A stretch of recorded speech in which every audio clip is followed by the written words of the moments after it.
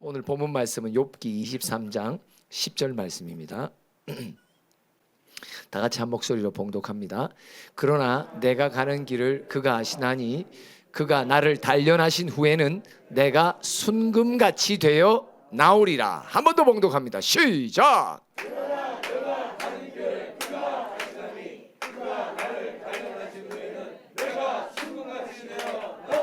아멘.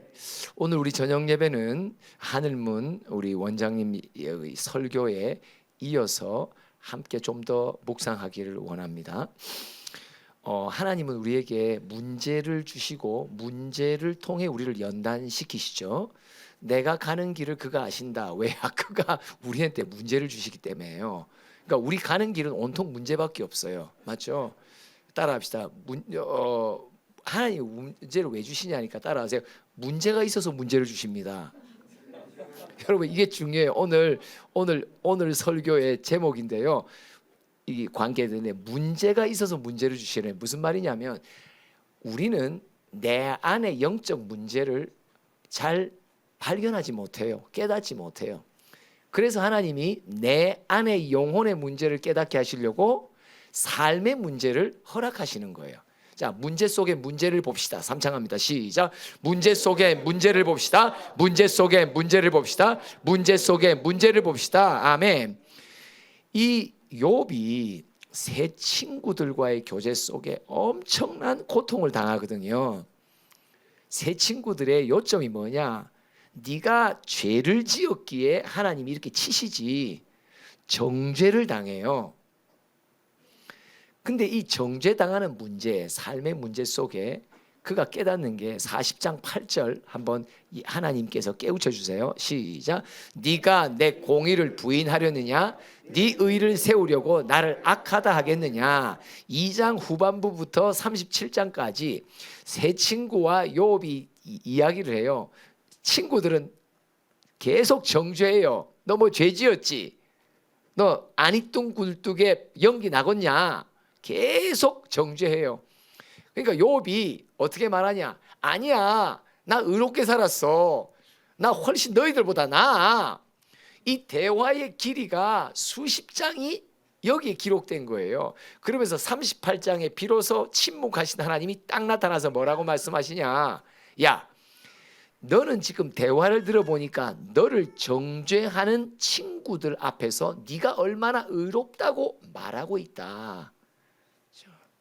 그러면서 욥이 깨닫게 돼요. 야, 내가 내 의로 가득 찬 사람이었구나. 그러면서 42장에 그가 회개하게 되죠. 친구들의 정죄를 받는다는 것은 참 고난 중에서 가장 큰 고통이에요.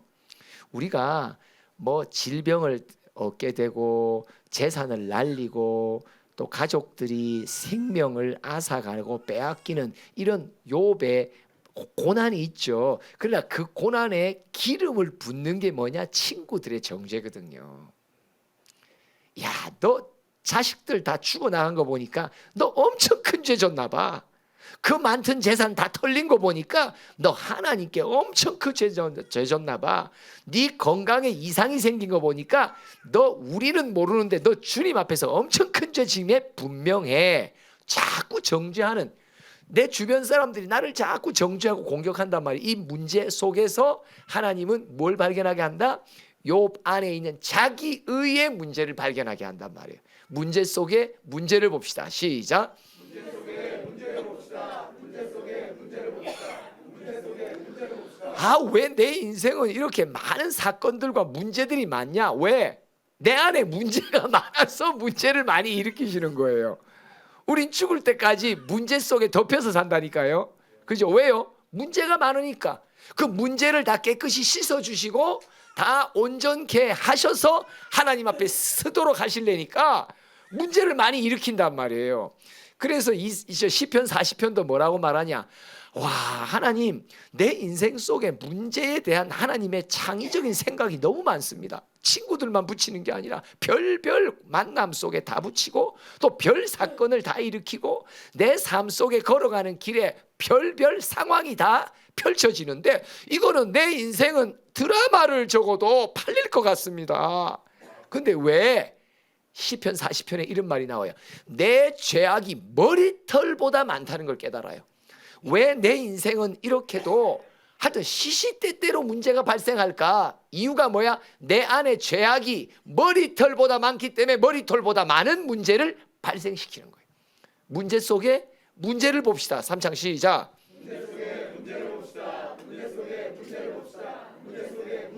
사도 바울에게도 큰 문제가 있죠. 고린도후서 1장 9절 볼까요? 읽어봅시다. 시작. 우리는 우리 자신이 사형 선고를 받은 줄 알았으니 이는 우리로 자기를 의지하지 말고 오직 죽은 자를 다시 살리시는 하나님만 의지하게 하심이라. 사도 바울 속에 뭐가 있어요? 자기를 의지하는 게 있단 말이에요. 상상이 되죠. 왜요? 사도 바울은 자기를 의지할 만한 능력도 있고 지식도 있고 인맥도 있고 학력과 학벌이 다 있단 말이에요. 그러니까 사도 바울은 하나님의 사역과 사명자의 걸음을 걸을 때도 항상 자기가 의지하는 바가 뭐가 있었다는 거예요. 그런데 사도 바울이 말해요. 와, 내 인생 속에서는 다른 누구 제자들보다도 별별 위험과 별별 시련이 다 있었다. 근데 알고 보니까 내가 나를 의지하는 게 너무 많은 걸 깨달았다는 거예요. 문제 속에 문제를 봅시다. 그죠? 그래서 다른 어떤 제자와 사도들보다 사도 바울은 더 많은 시련이 있었다는 것을 그가 깨달아요. 내가 나를 너무 의지하는 사람이구나. 오직 하나님만 의지하게 하시려고 이런 강도 높은 환난을 내게 주시는구나. 그리고 또 고린도후서 12장 7절을 볼까요? 시작. 여러 계시를 받은 것이 지극히 크므로 너무 자만하지 않게 하시려고 내 육체의 가시 곧 사단의 사자를 주셨으니 이는 나를 쳐서 너무 자만하지 않게 하려 하심이라. 제가 이 구절은요, 이런 구절도 제가 진짜 동감하거든요. 왜냐하면요, 이 지성적으로 책을 많이 보고 지식을 많이 탐구한 사람의 특징은 뭐냐면요, 다른 누구보다 뭔가 지혜를 딱 받으면요 금세 교만이 올라와요. 제가 다 그래요. 저는 설교하다가도요 가끔 뭐가 이렇게 딱 와서 와, 이거 대단한 통찰이 비밀이 열리잖아요. 그럼요 내 안에 우쭐대는 게 금방 올라와요. 왜요? 평생도록 책 보고 남들의 경쟁 속에 누구보다 더 많이 알고 싶고 누구보다 먼저 알고 싶고 누구보다도 내가 더 많이 안다고 더 높은 지식을 갖고 있다고, 이거를 평생도록 닦은 사람들의 특징은요, 뭔가 하늘의 비밀, 성령이 주시는 비밀도 딱 받으면요 내가 금방 남들보다 우월감을 갖는 교만이 확 올라와요. 저는 이 구절 진짜 이해가 돼요. 사도 바울이 지성적으로 학자였기 때문에 하나님의 비밀을 딱 받을 때 그에게는 항상 평생토록 다져졌던 자만심의 뿌리가 항상 있었다는 걸 말해요. 그래서 하나님이 무슨 문제를 주세요? 몸에다가 질병을 주시는 거예요. 질병을 받으며 이 건강의 문제 속에서 그가 뭘 깨닫냐? 하나님이 나를 끝까지 버리지 않고 쓰실래니까 내 안에 자만심을 잠재우기 위해서는 나에게 이 질병을 주시는구나. 그런 질병의 문제 속에 자만심이라고 하는 자기 영혼의 문제를 깨달았단 말이에요. 문제 속에 문제를 봅시다. 3창합니다. 시작.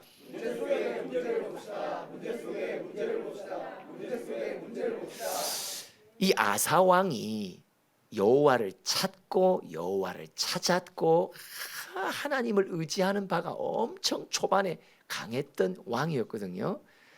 그런데 뜬금없이 역대하 16장 1절 어떤 문제를 발생시키세요. 하나님이 16장 1절 시작. 아사왕 제36년에 이스라엘 왕 바사가 유다를 치러 올라와서 라마를 건축하여 사람을 유다 왕 아사에게 왕래하지 못하게 하려 한지라. 자, 요 문제를 누가 발생시켜요? 하나님이 시키는 거예요. 뭐예요? 이 문제 속에서 누구 문제 알으라고? 아사 속에 있는 문제를 깨닫게 하시려고 문제를 발생시킨 거예요. 그죠? 그러니까 아닌 게 아니라 2절에 보니까 누구에게 도움을 구해요? 아람 왕에게 가서 도움을 구해요. 선지자가 나타나서 책망합니다. 7절 한번 읽어볼까요? 시작. 그때의 선견자 하나니가 유다 왕 아사에게 나와서 그에게 이르되 왕이 아람 왕을 의지하고 왕의 하나님 여호와를 의지하지 아니하였으므로 아람 왕의 군대가 왕의 손에서 벗어났나이다. 하나님은 우리의 현재의 영적 상태를 잘 알고 계십니다. 그 다음 8절 볼까요? 시작. 구스 사람과 룹 사람의 군대가 크지 아니하며 말과 병거가 심히 많지 아니하더니까 그러나 왕이 여호와를 의지하였으므로 여호와께서 왕의 손에 넘기셨나이다. 이게 무슨 말이에요? 이전에 구스의 100만 대군이 왔을 때도 왕이 여호와를 의지하는 그 마음이 있었기에 여호와께서 크게 승리하게 하시지 않았습니까? 문제는 뭐야? 지금 현재 왕의 마음은 더 이상 여호와를 의지하지 않는 마음으로 변질됐단 말이에요. 이 변질된 영적인 문제를 깨우쳐 주시려고 전쟁을 일으키신 거예요. 여러분, 오늘 이 순간 내 삶, 우리의 가정의 삶 가운데 어떤 문제가 새롭게 발생합니까? 그 문제 속에 문제를 빨리 파악해야 됩니다. 아사는 이 문제 속에 자기 문제를 파악하고 볼 수 있는 기회를 주님께서 주셨건만 놓쳐버립니다. 그러니까 한 번 더 주십니다. 16장 12절 볼까요? 어떤 기회를 주세요? 시작. 아사가 왕이 된 지 39년에 그의 발이 병들어 매우 위독했으나 병이 있을 때에 그가 여호와께 구하지 아니하고 의원들에게 구하였더라. 이 병을 또 왜 주세요? 아니, 전쟁이라는 문제를 줘서 내가 지금 이전에는 주님을 바라봤지만 지금은 내가 변질된 나의 마음을 알게 하시려고 주신 문제를 못 알아차리니까 두 번째 문제를 줘요. 그의 몸에 질병을 주신단 말이에요. 그러면 질병 문제는 또 뭐예요? 내 자신의 영적인 문제를 깨우쳐 주시려고 주시는 하나님의 기회란 말이에요. 근데 그걸 놓쳐버린단 말이죠. 이스라엘 백성도 광야 40년을 돌립니다. 신명기 8장 2절과 3절에 뭐라고 말해요? 왜 광야의 문제를 이스라엘에게 주세요? 왜 광야와 사막과 같은 삶의 문제를 내게 주십니까? 뭐라고 말해요? 시작. 네 하나님 여호와께서 이 40년 동안에 네게 광야길을 걷게 하신 것을 기억하라. 이는 너를 낮추시며 너를 시험하사 네 마음이 어떠한지 그 명령을 지키지는지 지키지 않는지 알려 하심이라. 계속 너를 낮추시며 너를 줄이게 하시며 또 너도 알지 못하며 네 조상들도 알지 못하던 만나를 내게 먹이신 것은 사람이 떡으로만 사는 것이 아니요 여호와의 입에서 나오는 모든 말씀으로 사는 줄을 네가 알게 하려 하심이라. 광야를 왜 허락하십니까? 삶의 광야의 문제가 왜 내게 닥칩니까? 왜요? 말씀 앞에 내 마음이 높아졌다는 증거예요. 그 높아진 마음, 나도 모르게 높아진 마음, 나도 모르게 세상에 대해서 관심 갖고 하나님의 말씀과 뜻에 대해서 전혀 관심이 이전보다 더 없어지고 사그러진 나의 영적인 문제, 영적인 상태. 여러분, 하나님은 정확하게 영적인 상태를 지금 우리에게 보십니다. 그리고 그 영혼의 상태를 내게 알려주시기 위해 문제를 일으키십니다. 저는 이제 원장님이 지금 접종하시고 예방 접종이죠. 애들 접종하는 거 말하는 거 아니에요. 무슨 접종이죠? 코로나 접종. 그 다음에 이후에 또 양성되시고 한 2-3주 동안 제가 굉장히 많이 좀 뭐라 그럴까 설교의 횟수가 늘었어요. 이번 주는 지난주는 제가 부산 내려가는데 기차에서 담이 걸려갖고 여기에 일어나질 못했어요. 집에 이러고 갈 수는 있을까 싶을 정도로 기차에서 내려야 되는데 앉았는데 이게 안 되는 거예요. 화장실도 못 가는 거예요. 와, 이거 어떡하냐. 간신히 집에 와서 그래도 이제 조금 풀렸죠. 그러니까 이번 주도 좀 저한테는 개인적으로 영육간에 좀 무리된 게 많았어요. 그런데 오늘 저녁 예배 시작 전에 원장님이 오셔서 다음 주 부엘에서의 설교에 대한 이야기를 하시는데 저보고 한 번만 이번에는 설교 안 하시는 거예요. 근데 그게 저한테는 계속 하고 있는 사람 입장에서는 브레이크를 거는 거잖아요. 맞죠? 그죠?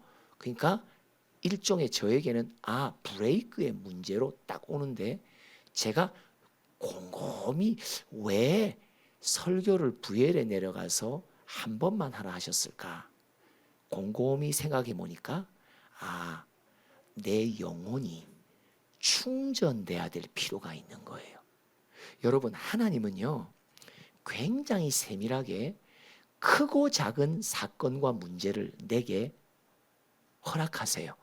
그때 빨리 이 문제 저 문제, 그것이 작든 크든 어떤 문제가 발생하면 그 문제를 갖고 지금 내 영혼의 상태가 어떠하길래 어떤 상태인 것을 주님이 내게 가르쳐 주시려고, 그죠? 지금 어떤 상태인 것을 가르쳐 주시려고 이런 말을 듣게 할까? 이런 조치를 내게 내리실까? 이런 사건이 내게 일어날까? 여러분, 민감하고 민첩한 묵상이 돌아가야 됩니다. 저는 지금 생각나는데 우리 주일학교 3명의 아이들 학습 주는 이야기를 하고 그 이후에 이 기회를 놓치면 안 된다는 말을 통하고 지금 몇 번 이 말이 나가요.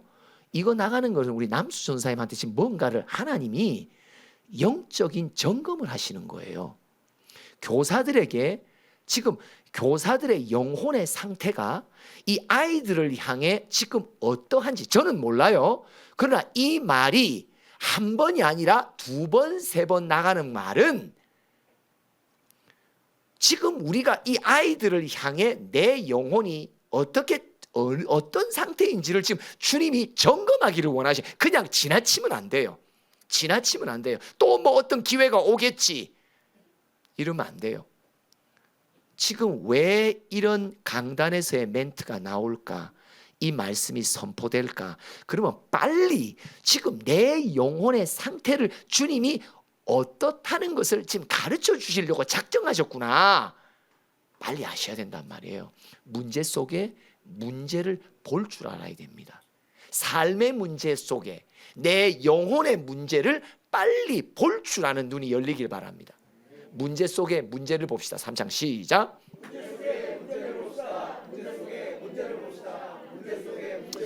기도하겠습니다. 주가 보이신 생명의 길, 하나님이 내게 걷게 하시는 사건의 길들은, 문제의 길들은 결국 내 영혼의 상태와 문제를 나로 하여금 깨우쳐 주시려는 의도가 있습니다. 여러분, 지난 한 주간 동안 어떤 문제 속에 직면해 계십니까? 삶의 현장 속에서 어떤 문제를 주님 내게 던져주고 계십니까? 그 문제는 내 영혼의 문제를 깨닫게 하시기 위한 하나님의 특별한 조치입니다. 그거 놓치면 안 됩니다. 아사왕 보십시오. 미련하게 놓치니까 결국 그의 이력서는 너무나도 안타까운 이력서로 남겨집니다. 욥처럼, 사도 바울처럼, 또 광야에 걷게 하신 이스라엘 백성의 깨우침처럼 주님, 문제 속에 내 영혼의 문제를 파악할 수 있는 분별의 영을 내게 달라고 찬양으로 기도하겠습니다.